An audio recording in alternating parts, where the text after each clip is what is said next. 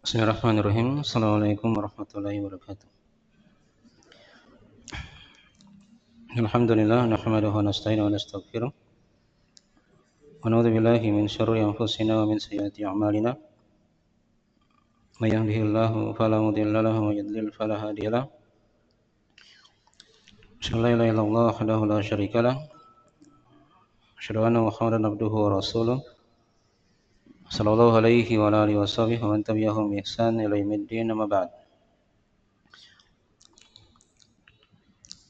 In asdaqal hadiits kitabullah wa khairal hadi hadi Muhammadin sallallahu alaihi wa ala alihi wasallam. Syarrul umuri muhdatsatuha fa inna kulla muhdatsatin bid'ah wa kulla bid'atin dhalalah wa kulla dhalalatin finnar.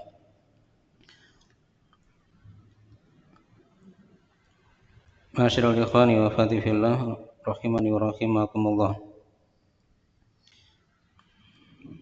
Pada malam hari ini kita akan lanjutkan dari pembahasan kitab Al-Ushul As-Sittah karya Syekh Muhammad bin Abdul Wahhab An-Najdi rahimahullahu taala. Penjelasan 6 pokok agama, dan kita pada malam ini akan masuk di asal yang terakhir, pokok yang ke-6 dari uraian beliau rahimahullahu taala. Baik, kita sudah lewati asal yang kelima ya, penjelasan seputar wali-wali Allah dan orang-orang yang menyerupai mereka namun tidak termasuk dari golongan wali Allah. Ya. Lihat kesimpulan di diktatnya di situ. Bagi yang punya diktat ya, di halaman 95. Nah, dari kesimpulan-kesimpulan pembahasan pada asal yang kelima. Ada 3 pembahasan di situ ya, yang diterangkan oleh Al-Ustadz Dzulqarnain hafizahullah taala. Yang pertama, penjelasan siapa saja wali-wali Allah serta perbedaan antara wali-wali Allah dan kalangan munafikin serta orang-orang fajir. Jadi sudah diterangkan ya dari makna wali Allah itu. Mereka adalah orang-orang yang ditolong, senantiasa dijaga, dikuatkan oleh Allah. Nah, sedangkan sebaliknya yang merupakan wali syaitan itu dari kalangan orang-orang munafik dan orang-orang fajir. Itu dari bahasa Syekh ya, yang sudah kita baca. Kalau bahasa lainnya di situ dari orang yang kafir atau orang yang bergelimang dengan dosa. Nah, itu dari wali-wali syaitan. Dari wali-wali syaitan. Nah. Kemudian yang kedua diterangkan di situ jelasnya 3 ayat yang penulis sebutkan tentang sifat wali-wali Allah. Dan penjelasan 3 ayat tersebut. Ya. Jadi sudah kita baca 3 ayat ya.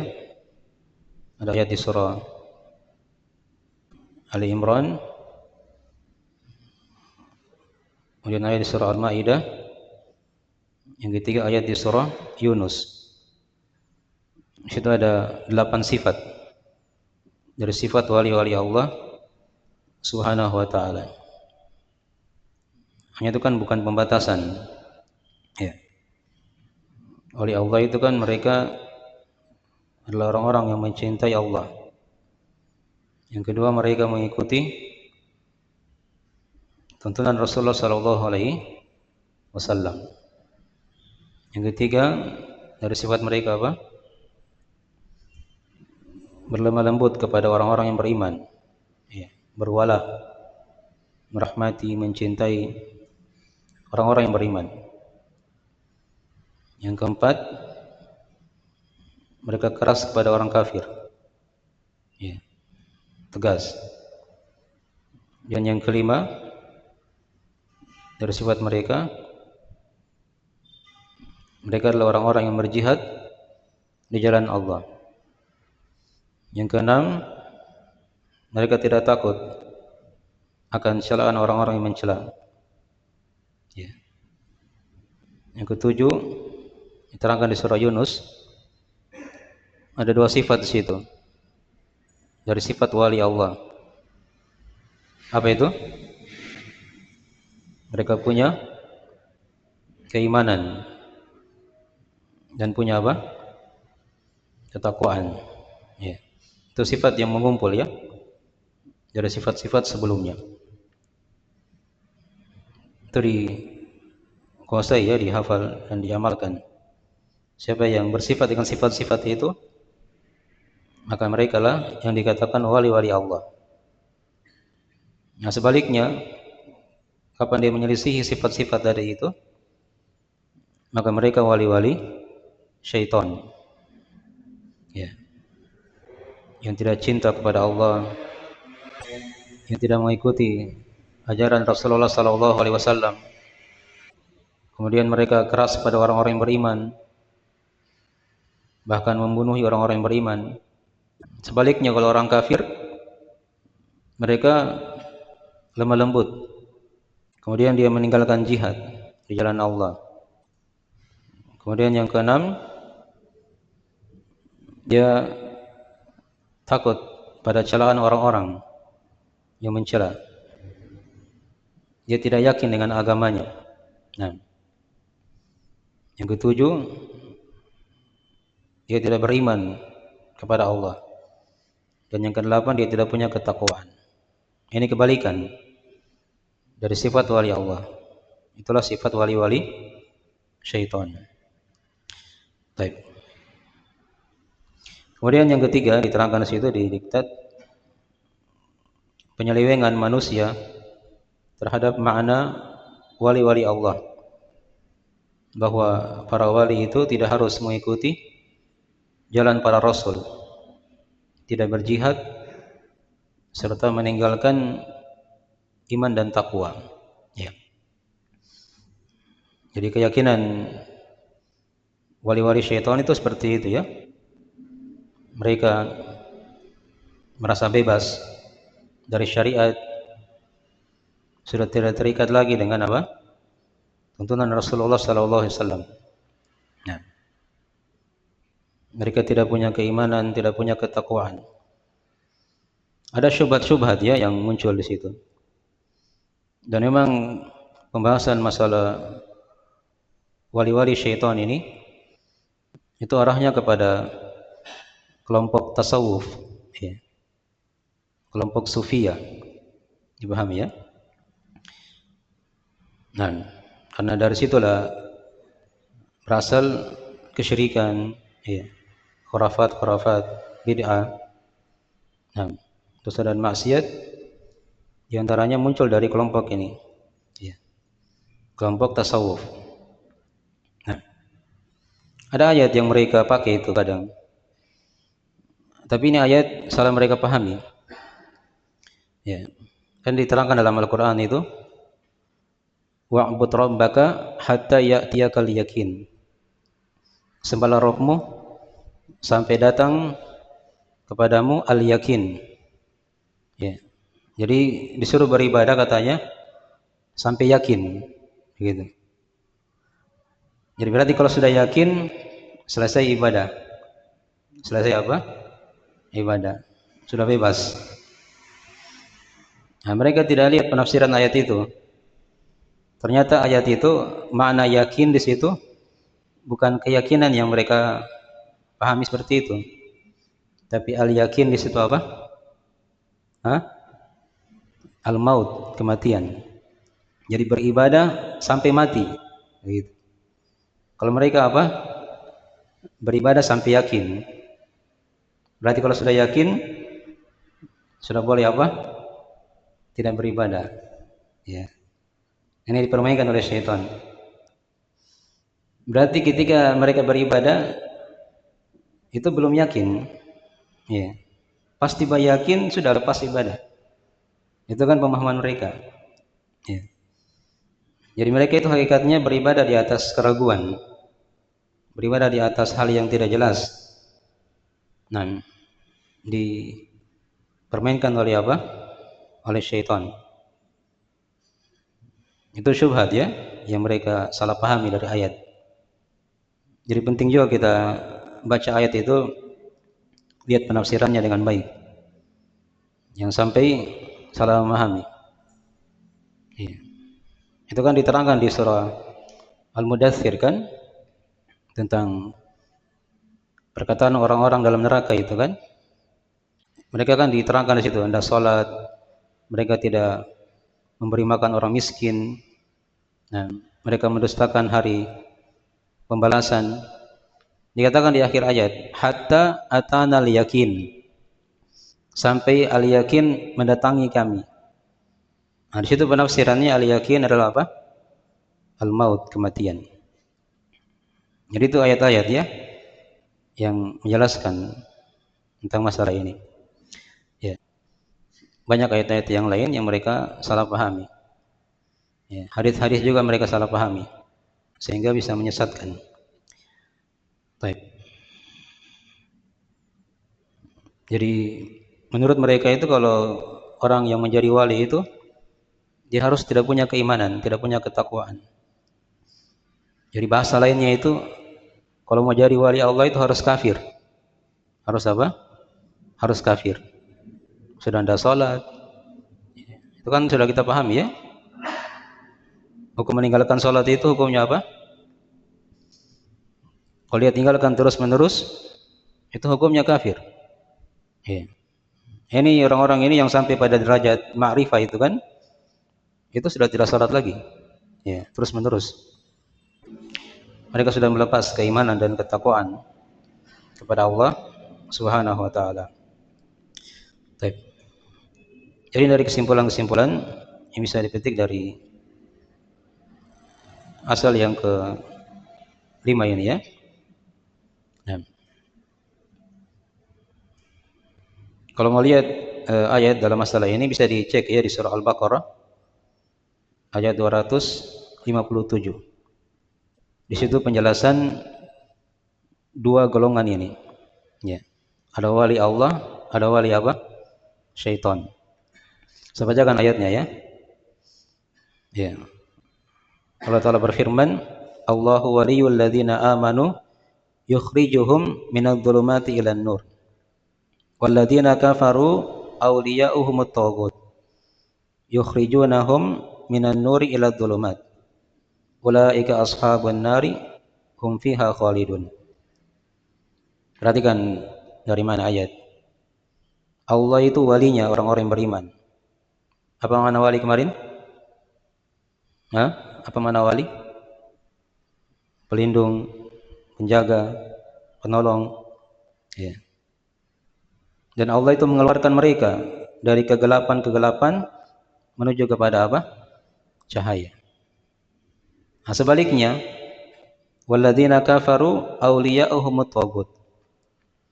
Sedangkan orang-orang kafir, wali-wali mereka adalah taghut. Ya, syaitan-syaitan. Nah, yukhrijunahum minan nuri ila dhulumat. Taghut-taghut itu, para syaitan itu mengeluarkan mereka dari cahaya kepada kegelapan-kegelapan. Ya. Jadi tadinya dia di atas cahaya, dibuat dia kafir. Ya. Itu syaitan. Maka dikatakan di akhir ayat, ulaika ashabun nari hum fiha khalidun. Mereka itulah penghuni neraka. Mereka kekal di dalamnya. Nas'alullah salamatu wal afiyah. Ini di antara ayat ya yang menjelaskan dua golongan ini. Baik. Sekarang kita lihat asal yang ke-6. Jadi diktatnya ya, di pokok yang terakhir dari penjelasan Syekh rahimahullah ta'ala. Kata beliau rahimahullah ta'ala, al-aslu tsadis raddu syubhati allati wada'a syaitan fi tarkil Qur'ani was sunnah wa ittiba'il ara'i wal ahwa al mutafarriqati al mukhtalifa wa hiya anna al Qur'ana was sunnah la ya'rifuhuma illa al mujtahidul mutlaq wal mujtahidu huwal mawsufu bi kadza wa kadza awsafan la'allaha la tujadu tamatan fi Abi Bakrin wa Umar. Baik. Ini awal dari asal yang keenam. Kata beliau rahimahullah taala, pokok yang keenam, bantahan syubhat yang diletakkan oleh syaitan untuk meninggalkan Al-Quran dan Sunnah, lalu mengikuti pendapat-pendapat hawa-hawa nafsu yang berbeda-beda lagi, berselisih. Ya. Apa itu syubhatnya? Ya. Kata beliau, syubhat itu adalah bahwasanya Al-Quran dan Sunnah tidak ada yang bisa mengetahuinya, ya, kecuali al-mujtahid al-mutlaq. Ya. Jadi Al-Quran dan Sunnah itu tidak bisa dipahami kecuali oleh seorang mujtahid mutlak. Kata mereka, mujtahid itu dia adalah orang yang disifatkan begini dan begini, sifat-sifat yang mana sifat-sifat itu tidak akan didapatkan secara sempurna pada Abu Bakar dan Umar. Pada Abu Bakar dan Umar. Ya. Ini syubhat mereka, ya. Ini syubhat mereka. Jadi di akhir dari asal yang keenam ini, beliau terangkan seputar syubhat. Jadi ini metode belajar, ya. Ini sering diulang-ulangi oleh beliau. Ada di kitab Mana la ilaha illallah, itu juga sudah diterangkan, ya. Kita sudah baca.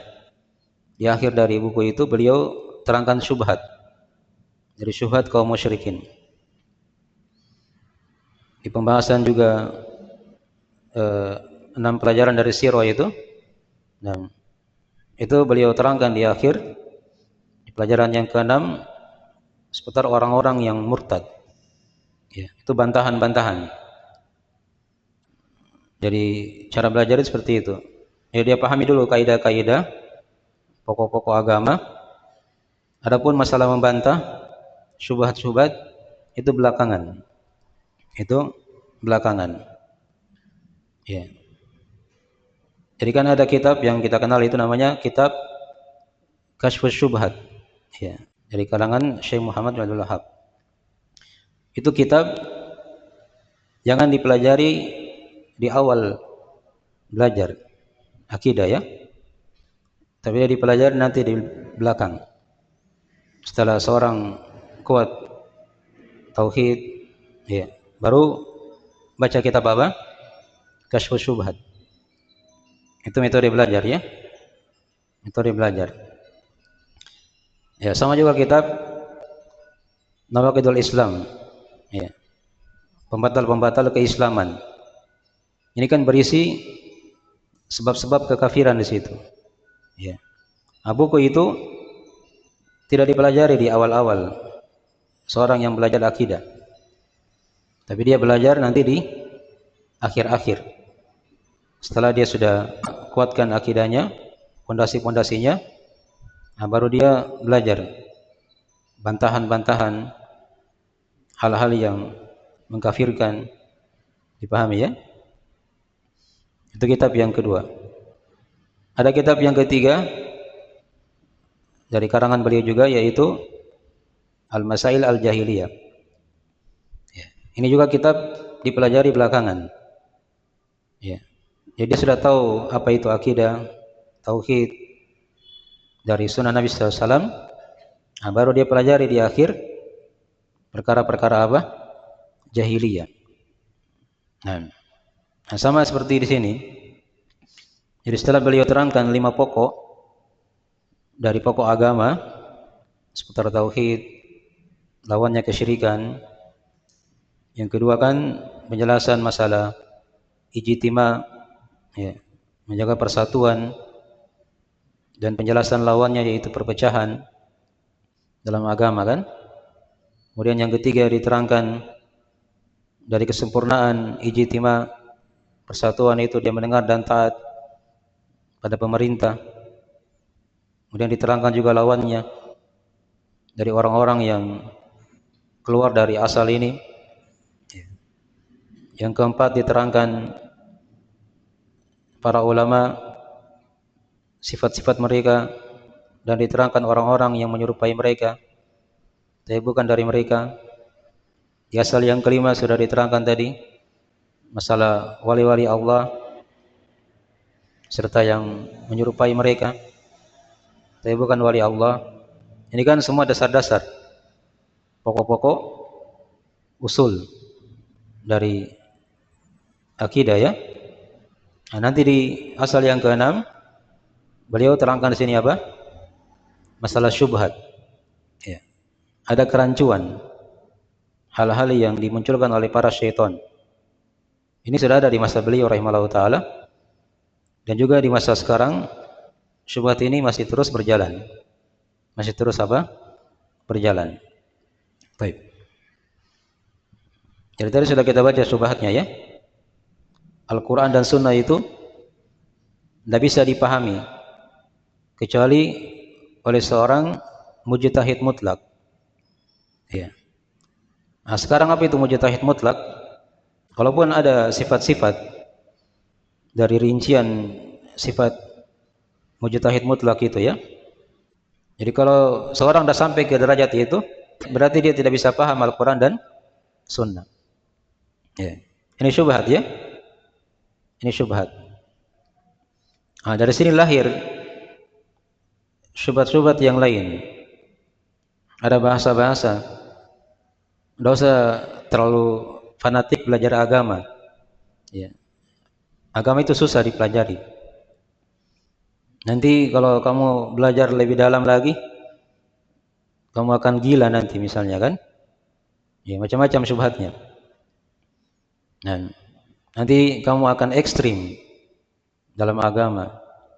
Nanti kamu akan tidak bisa mengamalkannya. Akhirnya apa? Kesimpulannya itu membuat orang lari dari agama Allah. Dia tidak belajar lagi. Karena dia bayangkan di pikirannya itu Al-Quran dan Sunnah itu hanya bisa dipahami oleh para ulama saja, orang-orang yang berilmu. Adapun kamu orang-orang awam atau derajatnya masih di bawah para ulama, kamu tidak bisa paham Al-Quran itu. Itu bahasa lain dari apa? Syubhat ini. Ini syubhat gampang dibantah ya. Ini tidak terlalu susah. Saya bacakan di antara ayat-ayat dalam masalah ini ya, agar syubhat ini bisa terbantahkan. Di antara ayat yang menjelaskan tentang masalah ini adalah ayat di surah Al-Qamar.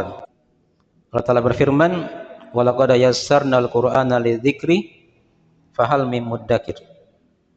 Dan sungguh kami telah mudahkan Al-Quran dijadikan sebagai zikir, pelajaran. Fahal mim muddakir. Ya. Apakah ada orang yang ingin menjadikan dia sebagai pelajaran? Jadi Al-Quran dimudahkan oleh Allah. Sementara para syaitan tadi bilang apa? Al-Quran itu susah dipahami. Ya. Padahal dimudahkan. Dimudahkan untuk dibaca, dimudahkan untuk dihafal, dimudahkan untuk dipahami, ya. Dimudahkan untuk diamalkan, dijadikan obat dengannya. Mudah Al-Quran itu, tidak berat dipahami ya. Baik. Ada ayat yang lain lagi di surah Az-Zukhruf ayat ketiga. Allah Ta'ala berfirman, Inna ja'alnahu Qur'anan Arabiyyan la'allakum ta'qilun. Sungguh kami telah menjadikan Al-Quran itu sebagai Quran yang berbahasa Arab. La'allakum ta'qilun, agar kalian berakal dengannya. Ya. Jadi Al-Quran Allah jadikan dalam bahasa Arab, bukan bahasa Inggris. Dipahami ya? Bahasa Arab itu sama tulisannya dengan apa? Bacaannya. Beda kalau bahasa Inggris. Bahasa Inggris itu lain, tulisan lain apa? Lain bacaan. Itu dimudahkan Al-Quran Al-Karim. Ya, dijadikan dia bahasa Arab, berbahasa Arab, agar kalian berakal dengannya. Agar kalian berakal dengannya. Nah, ayat yang lain lagi diterangkan di surah Az-Zumar ayat 28. Ya. Allah Ta'ala berfirman, Qur'anan Arabiyyan ghaira dhi iwajin la'allahum yattaqun. Quran yang berbahasa Arab yang tidak ada kebengkokan padanya, agar mereka itu bertakwa. Agar mereka bertakwa. Jadi ini sifat-sifat Al-Quranul Karim. Ya, lurus, tidak ada bengkoknya, mudah dipahami. Ya, jelas ya? Ini baru sebagian ayat ini yang kita terangkan. Diterangkan dalam riwayat Al-Bukhari. Kata Nabi sallallahu alaihi wasallam, "Inna ad-dina yusrun." Sesungguhnya agama ini adalah mudah. Ya, tidak ada yang berat dalam agama. Nah, ada hadis yang lain lagi dari riwayat Imam Muslim. Kata Nabi sallallahu alaihi wasallam, "Innallaha ba'atsani mu'alliman muyassiran." Sesungguhnya Allah telah mengutusku sebagai pengajar dan sebagai pemberi kemudahan. Ya. Sebagai pemberi apa? Kemudahan. Perhatikan pesan Nabi SAW kepada para sahabat yang diutus ke negeri Yaman. Mereka dipesan oleh Nabi SAW, yassira wa la tu'assira, basyira wa la tunaffira. Ya, permudah kalian, jangan persulit. Berikan kabar gembira, jangan membuat orang lari dari agama. Ini ayat dan hadis ya.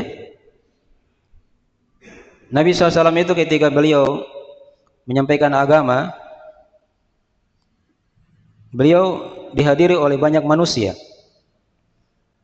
Di situ ada orang kota, ada orang desa, ada orang Badui. Turun ke kota mendengarkan apa? Kajian.